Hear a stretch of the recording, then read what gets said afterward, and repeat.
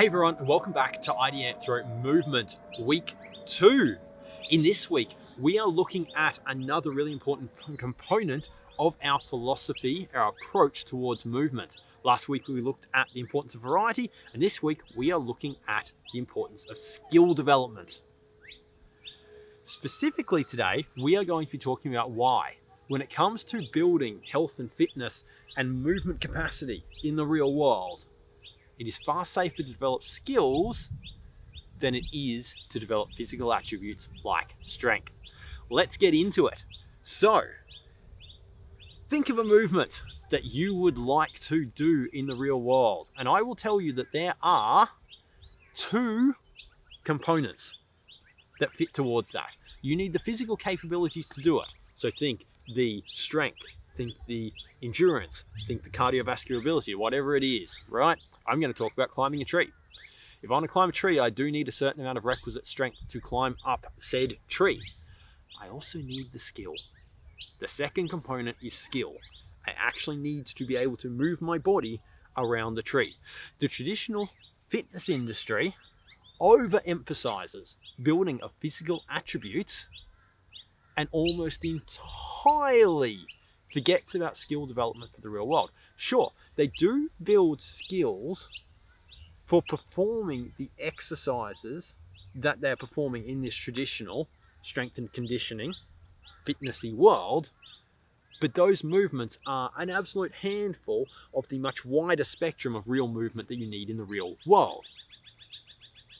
So for the most part, the traditional strength and conditioning and fitness industries do very, very little to actually develop skills that are applicable to the real world, even though it's one of the two and only two components of actually moving in the real world. That's a bit of a problem. Now, I'm going to come to the safety aspect in a second, but just a quick divergence. Imagine you want to take up rock climbing, and so you join a rock climbing gym. Who should you copy? Who should you look at and try and replicate their technique? You're in the gym, you want to get better, you don't know anything about rock climbing, and you want to build your skills in the rock climbing gym. Who should you copy? You got to pick someone at random, and the only attribute you can use to pick is whether they're male or female. You pick a man or a woman to copy. Odds on, now this can go wrong. It can go wrong either way, but you see that bird swoop me? They're not liking me here. First episode, you got swooped a heap. This episode, back on again. You're in the rock climbing gym. The only thing you can use to guide who you're going to pick to copy their technique is a man or a woman. Who do you pick? You should pick a woman. For the simple reason that on average, women are likely to be less strong than men. Now, don't get me wrong. You can get some very strong women who are stronger than the vast majority of men. But on average here, where we don't have any more information to pick what's going on, the bird's going to swoop me again, it's sitting right behind me, when we don't have any other information going on here, on average, men are more likely to be stronger than women, and therefore, the woman that's got good at climbing has probably had to develop good technique, really good technique, to make up for this potential lack of strength. You see this all the time in rock climbing gyms. Women typically demonstrate better technique than men. Unless the men are very, very, very good, women typically demonstrate better technique than men for the same level of climber. So if you, the gym I go to, for example, Reds is kind of a mid-level climb. You got a woman and a man climbing red, the woman's probably going to climb at a better technique because the man probably has an excess of strength for the climb and therefore can blow through the climb, blow through things with strength. The woman may not have an excess of strength at that level. They might not. They may not have an excess of strength at that level and therefore are more likely to have to use good technique to do it. The point that I make here is that you can get very, very good at things by emphasizing technique. Now, where this comes around to safety is the fact that the way that you build strength or other physical attributes is by applying load to the body, right?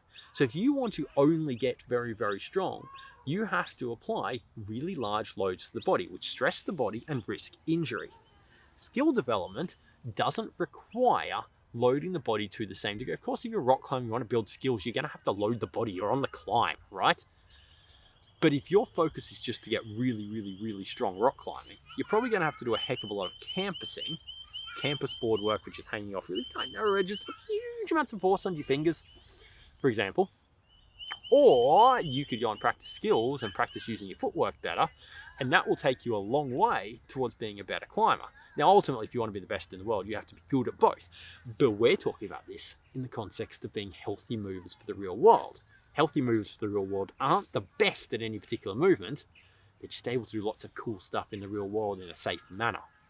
And skill development, which we emphasize far more than most fitnessy, exercisey places and philosophies and approaches do, skill development is a far safer way to get good at moving in the real world than building physical attributes like strength. Okie dokie, that is it for the first episode of week 2 of Ideanthro Movement, where all this week we are looking at the importance of skill development. If you would like to ask a question, if you'd like to find out more, hit us up. You can find us at ideanthro.com/movement. You can also find out about our facility in Oxley, Brisbane, Australia. In the future, there's even going to be some online movement training and coaching available through Ideanthro Movement. If you want to get in touch, you can find us at ideanthro.com/connect. If you want to come down for a free trial at our facility, you can find us at ideanthro.com/free-trial. That's enough URLs to blow your head off. So, thank you for tuning in. If you liked this video, give us a like or subscribe or whatever the deal is on the social network that you're on. Otherwise, have a good day. We'll see you later.